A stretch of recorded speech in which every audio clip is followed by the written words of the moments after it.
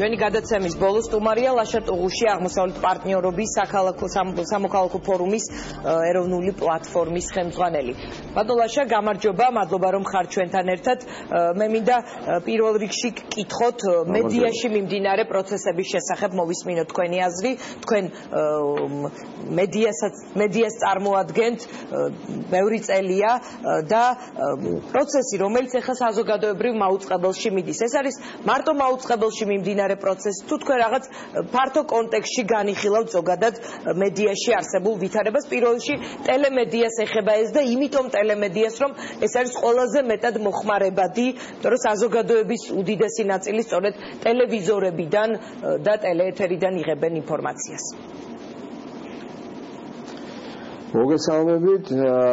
85% ჩვენი მოსახლეობის ინფორმაციას ტელევიზიით მეშვეობით იღებს.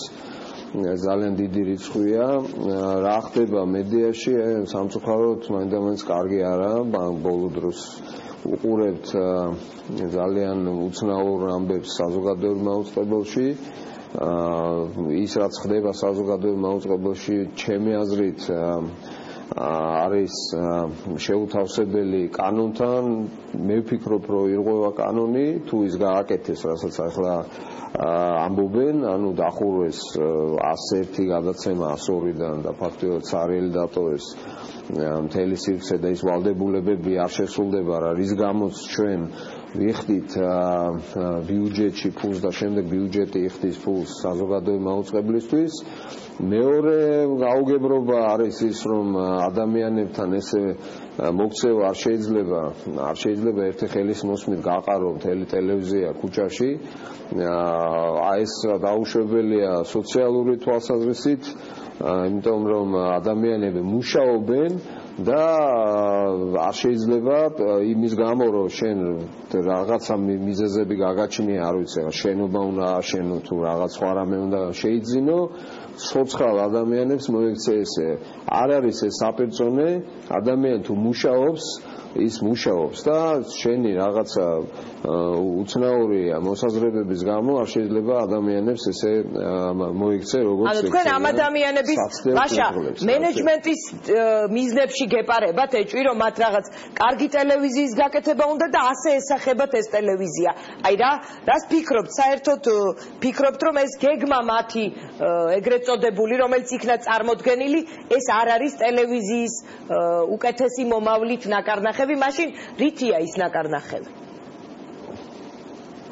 ცითრა ვერ გეტყვით, ჯერ ერთი მინდა გავაკეთო კარგი და ვაკეთებ ცუდს, ერთი და იგივე არ არის. ცითრა თუ გინდა კარგი და ცუდი გზით მიდიხარ, კარგს ვერ მიიღებ. მეორე გეგმაზე საუბრობთ და გეგმას თუ თქვენ უძახით იმ 7 სლაიდს, ეს გეგმა ნამდვილად არ არის. ახლა ვიღაცისთვის შეიძლება სლაიდები გეგმაა, მაგრამ გეგმა არის ის, რაც არის ქაღალდზე დაწერილი, ჯერჯერობით საზოგადოებას ეს გეგმა არ უნახავს. ახლა ეს პრესკონფერენცია, ბრიფინგი უბრალოდ პრესკონფერენცია, რომელიც ჩატარდა, უბრალოდ შეხვედრა, რომელიც ჩატარდა, კარგი იქნებოდა, რომ ქაღალდზე დატანებული კონკრეტული დოკუმენტი დარიგებულიყო, რომ საზოგადოებას ქონოდა საშუალება წაეკითხა თუ რაზე აქვს საუბარი, როგორი უნდა დაიხარჯოს ბიუჯეტი, როგორი პრიორიტეტებია და ასე შემდეგ. ეს რომ წინასწარ ყოფილიყო დარიგებული, მაშინ შეიძლება მსჯელობა ყოფილიყო შედარებით უფრო საქმიანი, თუმცა მე ვიმეორებ, როგორი ციფრებით და რიცხვებითაც არ უნდა ილაპარაკონ.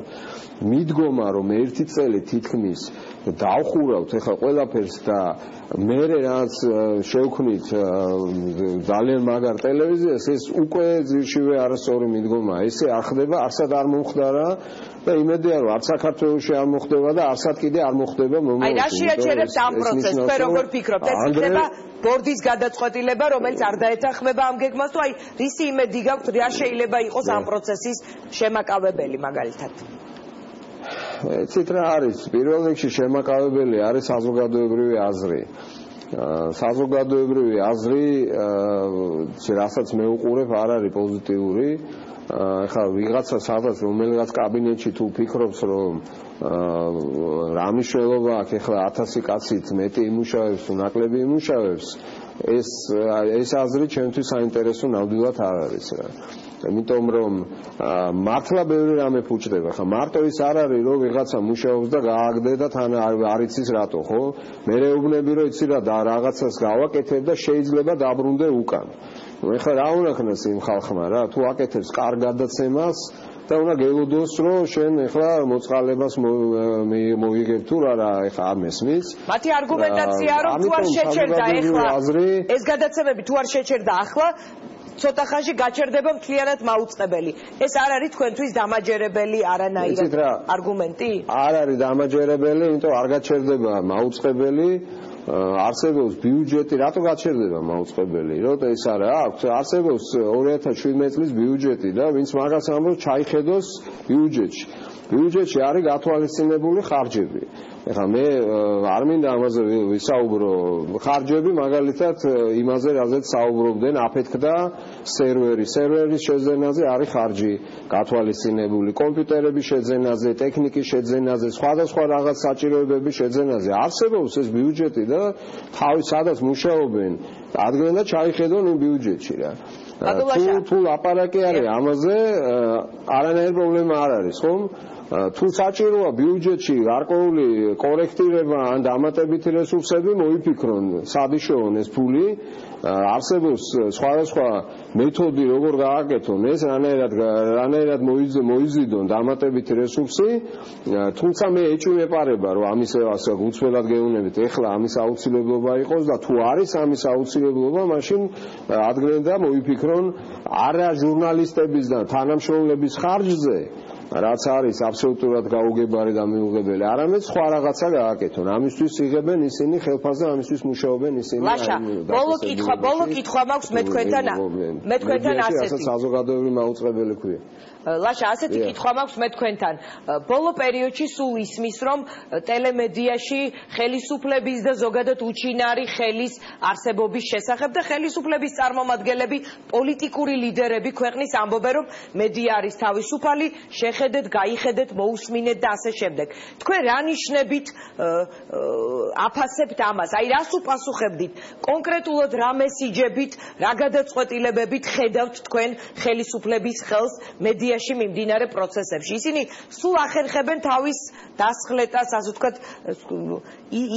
იცდენენ ამ შეკითხვებს და ამბობენ, რომ დღეს მედია არის თავისუფალი. თქვენ ხედავთ თუ არა ხელისუფლების ხელს და სად ხედავთ ამ ხელს? იცით რა, პროცესი რომელიც მიდის ზოგადად დღეს მედიაში საკმაოდ სახიფათოა, იმიტომ რომ პირველი მაგალითი ცოტა ხნის წინ ჩვენ გამიხილეთ საზოგადოებრივ მაუწყებლის, ფაქტობრივად ნიშნავს რომ ერთი წელიწადი საზოგადოებრივ მაუწყებელი გადის თამაშიდან, სულ ცოტა, ეხლა კიდე რაღაცები მოვისმინე მოამბესთან მიმართებით, თითქოს იქაც კიდე რაღაც ნაბიჯები უნდა გადაიდგას. გაუგებარია ჯერჯერობით და იმედი მაქვს რომ მოამბესაც არ მიაყოლებენ. რაც შეეხება მეორე ტელევიზიას, რომელიც არის ყველაზე რეიტინგული, რუსთავი 2, რა ხდება ამ ტელევიზიის გარშემო, ჩვენ ყველანი ვადევნებთ ყოველდღე თვალყურს, საკმაოდ რთული პროცესები მიდის ასევე სხვა ტელევიზიებშიც.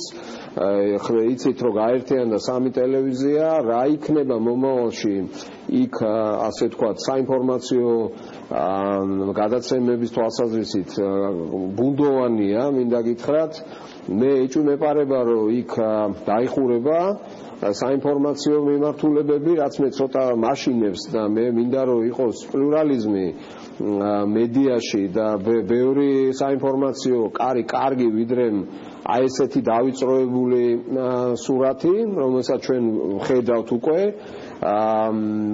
ეს ყველაფერი ნიშნავს იმას, რომ მიმდინარეობს კონცენტრაციის მედიაში კონცენტრაციის პროცესი. კონცენტრაცია არის ძალიან ცუდი სიტყვა მედიაში.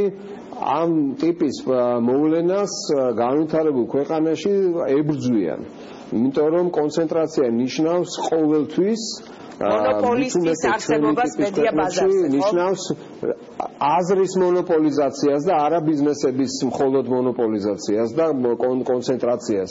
შემდეგ ბოროტად გამოყენებას. ამიტომ ეს არის ძალიან ასე თქვა რთული პროცესი და ერთადერთი გზა არის აქ, ეს არის გამოსავალი საზოგადოების აქტიური საუბარი მონაწილეობა ამ პროცესებში. ყოველ შემთხვევაში თუ ჩვენ გაგვიჭირდება ხელი შეუშალოთ მაგალითად იმედის, GDS-ის და მაესტროს ასე ვთქვათ სიტუაციას და აი იქ თუ შეიზღუდა საინფორმაციო სივრცე, აი ჩვენთვის ხელმისაწვდომი არ არის ხა როგორ შეუშლის არის ბიზნესი და ეს მათ თვითონ წყვეტენ, ჩვენ შეგვიძლია მხოლოდ შევაფასოთ, მაგრამ რაც შეეხება საზოგადოებრივ მაუწყებელს, აქ მე ვფიქრობ, რომ საზოგადოებას აქ ხმა, იმიტომ რომ ის ჩვენი ფულით საქმიანობს და რაც შეეხება რუსთავს, აქაც მე ვფიქრობ, რომ ჩვენ უნდა ვიყოთ ხიზლად და მუდმივად უნდა ვილაპარაკოთ და შევახსენოთ ყველას.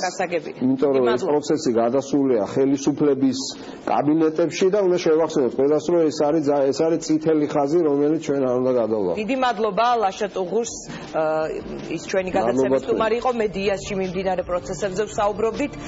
გადაცემა 2-ზე, დღის ამბები 2-ზე დასრულებულია. 4 საათზე ჩვენ განათლების მინისტრთან ერთად დავბრუნდებით.